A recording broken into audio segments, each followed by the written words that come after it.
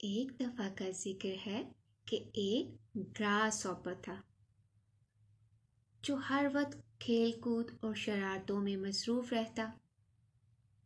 जब भी खेल रहा होता वो देखता कि चींटियां खाने पीने का सामान लेकर अपने घर की तरफ जा रही हैं, इसलिए कि सर्दियां शुरू होने वाली थी। चींटियां उससे भी कहती कि आप भी अपने लिए सर्दियों का कुछ इंतजाम कर लो। वो कहता, हाँ मैं कर लूंगा, लेकिन वो तो हर वक्त खेल कूद में मसरूफ रहता। इसी तरह लापरवाही दिखाते सर्दियां भी शुरू हो गईं।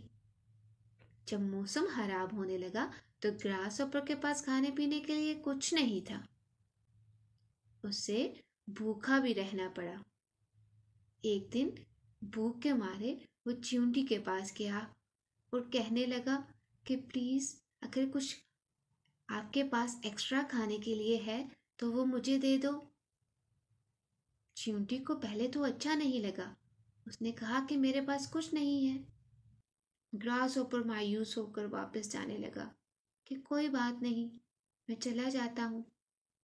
चींटी को उस पर बहुत रहम आया।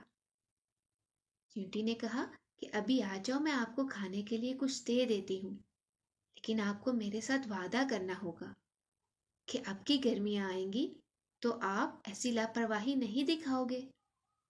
ग्रास हॉपर बहुत खुश हुआ। उसने कहा कि मैं वादा करता हूँ कि मैं ऐसा नहीं करूँगा। मैं खेलूंगा भी और अपने लिए खाने पीने का सामान भी महफूज करूँगा।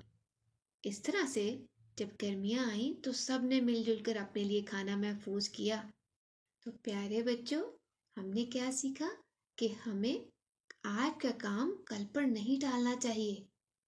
जो काम जिस वक्त ज़रूरी हो उसे जल्दी से निपटा लेना चाहिए ताकि कल को हमें मुश्किल का सामना न करना पड़े। तो ये थी ग्रास हॉपर और चींटियों की कहानी। कोई और कहानी बाद में।